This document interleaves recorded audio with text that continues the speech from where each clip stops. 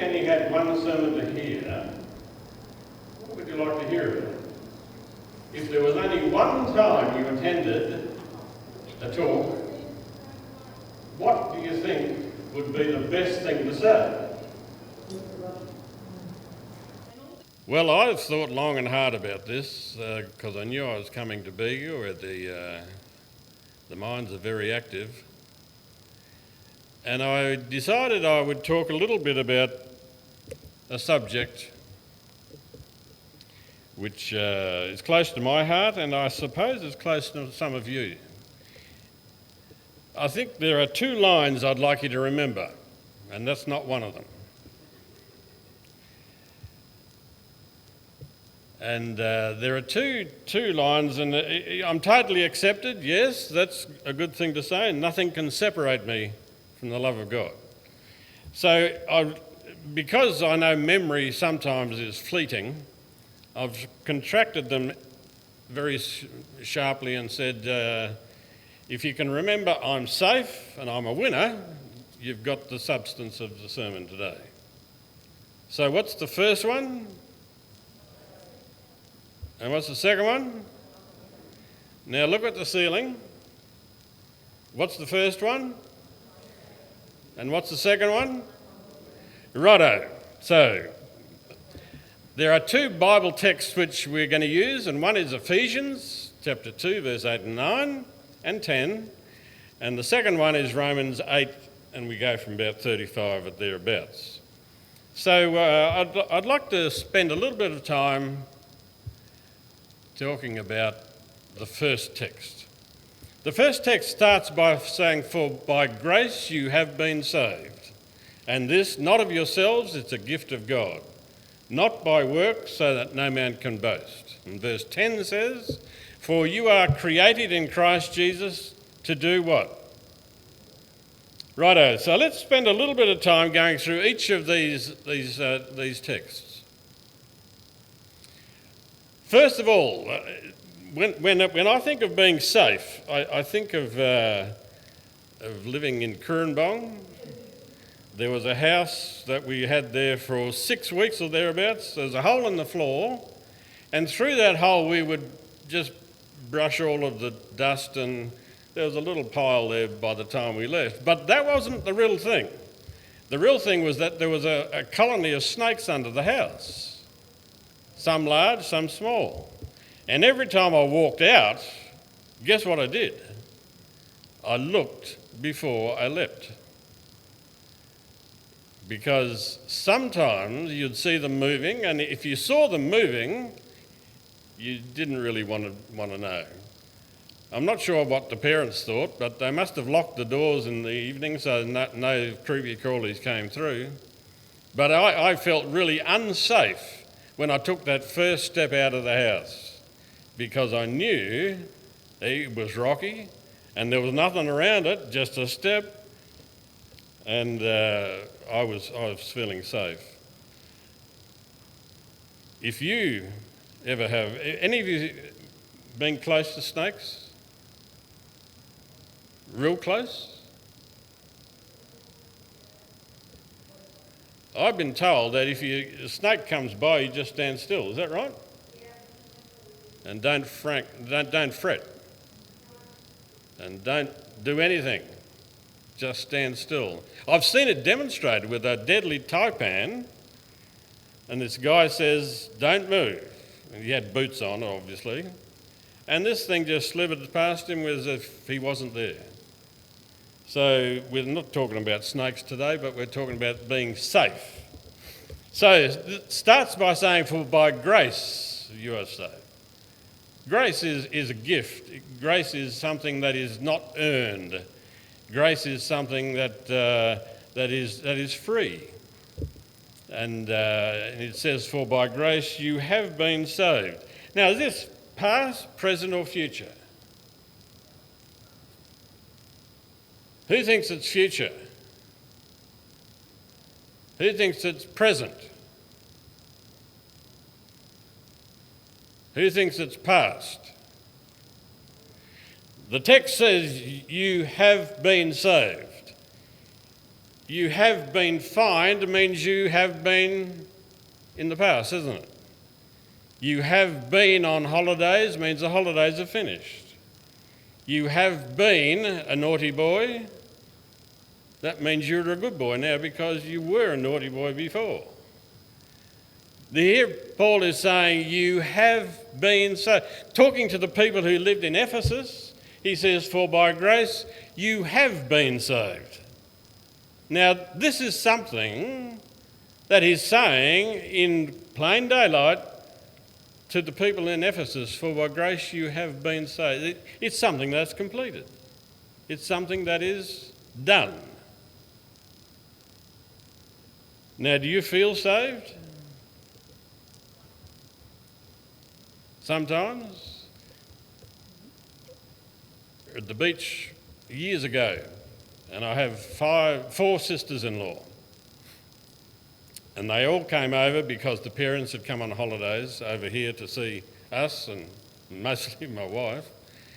And we went down to the beach, Soldiers Beach it was, and a beautiful day, beautiful sand. Our little baby boy was eating sand, and the next day we saw it come out in the nappies, and it was a great event. But the thing that really got my attention was I went into the water, and I'm not a strong swimmer then or now, and I started feeling the water coming under me, pulling me out into the sea.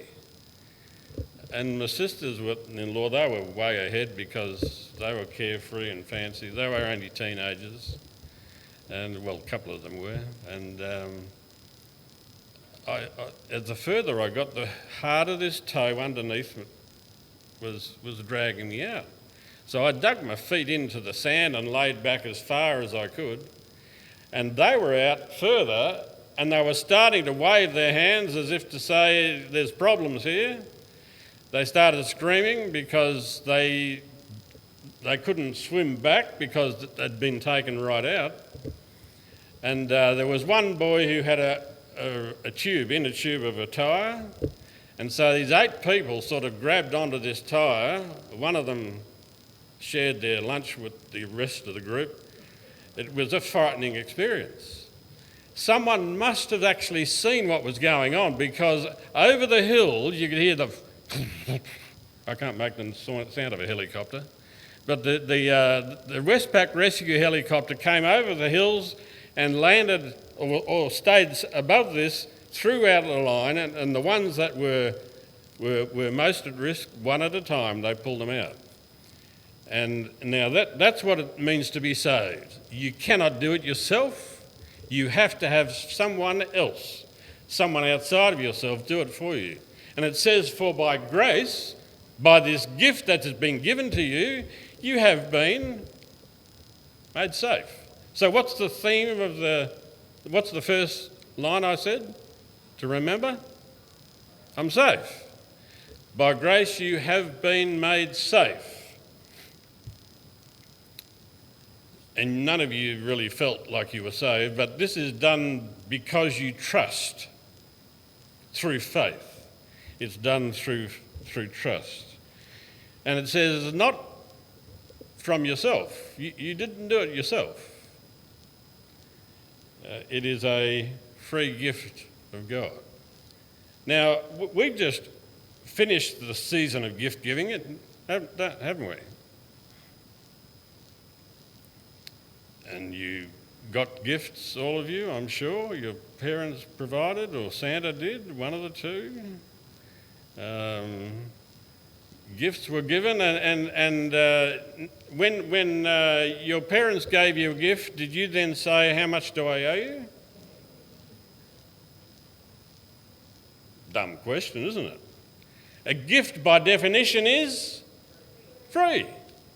So here we've been saved by grace, we've been made safe through faith, and it's been given to us as a gift. And then he makes the next statement, he says, not by works so that no one can boast. So you got it straight?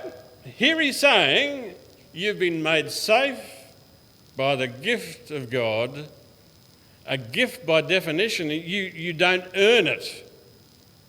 That would be wages, wouldn't it? You are given it as a gift. And then he makes the next line, and he says, let me talk about this. I wrote a couple of chapters of a book one year, and I sort of haven't gone on. But this is one of the lines that I have. Gifts cannot be earned. Gifts cannot be forced. That's theft. Let me turn it around. No, I can't do that. They cannot be purchased. That is commerce.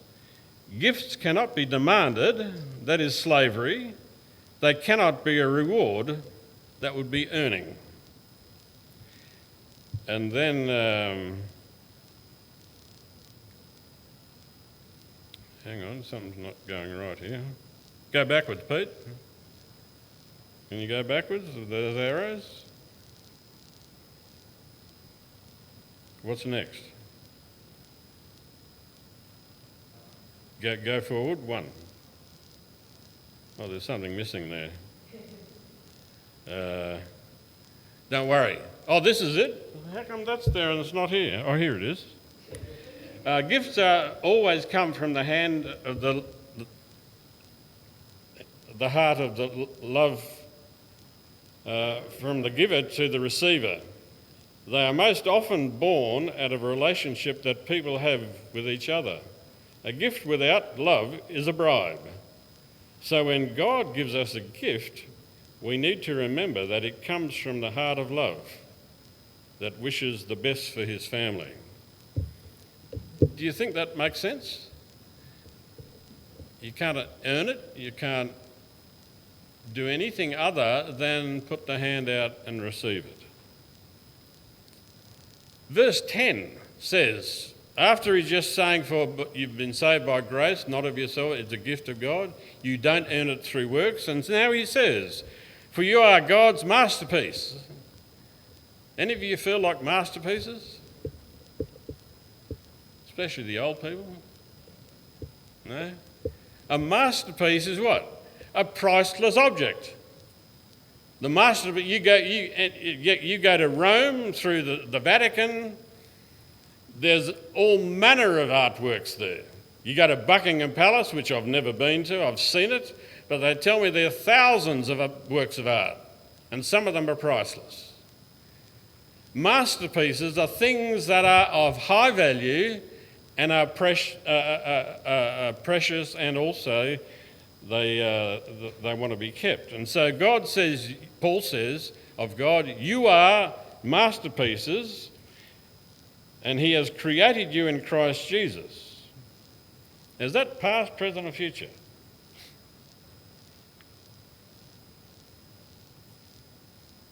Past, isn't it? You have been created by Christ, in Christ Jesus. When do you think that occurred? At the cross? Because he's talking to these people. You have been created in Christ Jesus and you. And then he says, so you can do what? Good works. 17 words previous, he said what? Not by works, so that no one can boast. And now he's saying, 17 words later, you're created for good works. Is he confused? Or is he right? You people are very quiet, aren't you?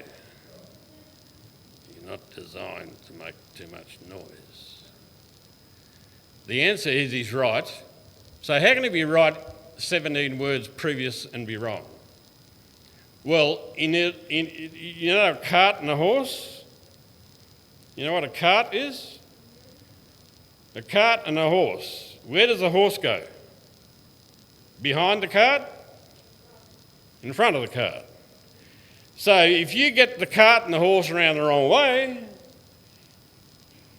you become seriously confused. Because in order to gain salvation, behaviour is irrelevant.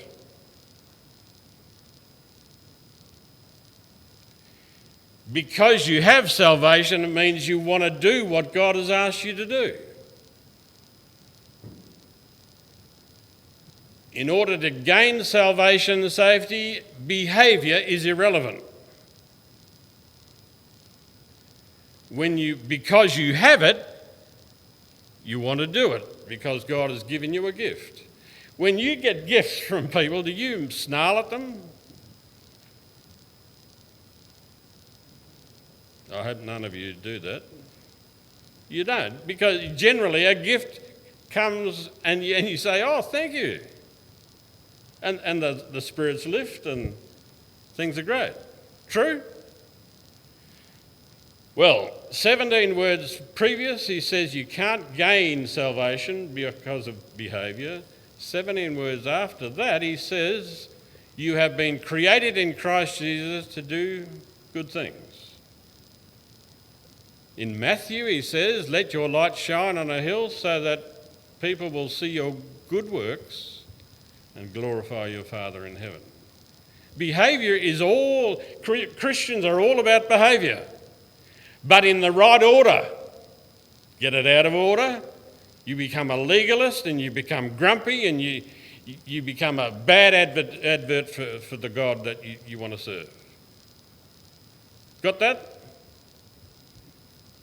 Well, if you have, let's move on. So that first thing I asked you to remember, you are?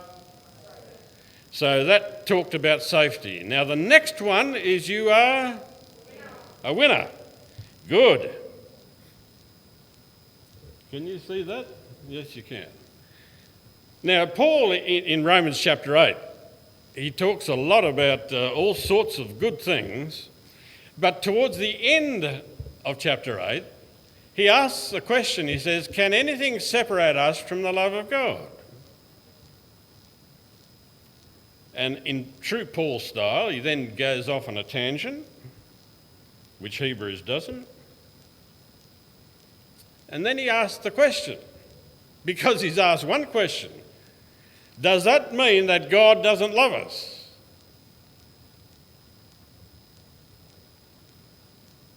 Can anything separate us from the love of God? Does that mean God no longer loves us?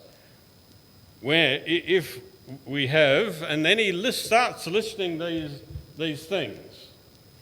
And in 2 Corinthians, I've got some examples of the things that he suffered. And it says, I'll turn around because it's obviously better there.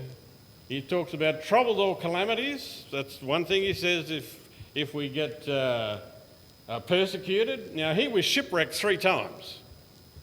You've only been in the water once, haven't you? He had it 3 times. He was actually beaten with or should I say got the lashes 5 times. He must have had a really, really scarred back, because when you get lashes, it actually ends up cutting the flesh on your back. He then talks about hunger. He was imprisoned, destitute. He was adrift at sea for, he doesn't say how long, but he was adrift at sea. He was in danger. He was beaten with rods 3 times. This guy's a beggar for punishment, or threatened with death. He was stoned once. Now, this guy must have had more than nine lives. He actually he did all sorts of things that gained him opposition. We talk about persecution. This guy, he is the lead writer of the New Testament. Would you employ him? You wouldn't. Been in prison. He's a bad advert for your company. But here he's asking the question, does that mean God doesn't love us if we have all this happen to us? He uses his own experience the life that he led, he's drawing from that experience. He's asking the question, he says, and people know that it's happened to him. Does that mean God doesn't love us? And the answer is what? Can you see that? The answer here is no. Can anything separate us? And if all the bad things happen to us, does that mean God has given us away? The answer is no. Despite all these things, overwhelming victory is ours through Christ who has loved us. So are you a winner or a loser? You're a winner, because with Jesus, you don't have to earn you get a gift that makes you safe. And here, you're a winner because you attach yourself to Jesus. He gives us victory through Jesus Christ. Now he says, I am convinced. When you are convinced, do you agree with what you've been asked? Being convinced means there's no doubt. When you get your exam results, are you convinced that's right or wrong? Yeah, it depends whether mum's looking or whether you're looking. I remember when I was doing some study a couple of years ago, I went to Solomon Islands, and we went to Qualabessi, is that in the Solomons? It's on the other side of the island, no running water, no electricity, and here I am doing a doctoral study, no resources at all. So I did something, and eventually I was able to send it, and I got a really poor mark for it. And I thought, that can't be right. It's me he's marking. And so I rang him up in America, and I said, look, if there is any chance of you exercising grace, I'd be willing to accept that. He says, you want to get something that you haven't earned? I says, yes. Well, fortunately, he must have looked on the bright side and gave me grace. And when I got my result, I was convinced it was right, because it had to be, it was the top mark. And here he says, I'm convinced that nothing. Now, what part of nothing do you not understand? Is there anything in this? Nothing means what? Nothing. He says, I'm convinced that nothing can separate us from the love of God. And then he makes a statement, and trouble or hardship, and that reading you can't write there. I mean, the writing you can't read. Oops, we've gone away. You'll have to do it, Pete. Can any of you read that? Yeah. And then he asks persecution or famine, and that's, yeah, safety. Nakedness, danger or sword. That's trouble. Threats. Death or life. That's existence. Angels or demons. That's supernatural powers. Present or the future. That's time. Any powers. He's starting to run out of things to see. And then he says height or depth, that is dimensions or... And then he says anything in all creation, just in case he's missed something. He says anything. Now he says, I'm convinced that nothing can separate us from the love of God. And he lists all of these things. He says no matter what comes to you, nothing can separate you. So are you a winner or a loser? How many of you have experienced real struggle? Finance problems, relationship issues, behaviour issues, people who've gone somewhere and they've taken the name of the family and denigrated it. These sort of things to us are important. For Paul, he lists all of those things and he says there is nothing in any dimension of our life that can separate us. So today I'd like you to take comfort that nothing can separate you from God. No matter whether you're young, old, battered and bruised, or whether you still have your life ahead of you.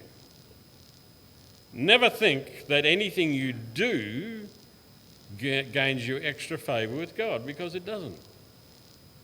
But just like someone gives you a gift, you want to respond with happiness and grace. That's what God asks of you. So we have the summary of the sermon today. I'm safe and I'm a winner. If you can remember that in 2022, you are ahead of the pack. This is true, this is fact. When you can't feel God around you, when you don't feel comfortable, when you don't feel good, just remember January 1, 2022, the sermon was, I am. God bless you all.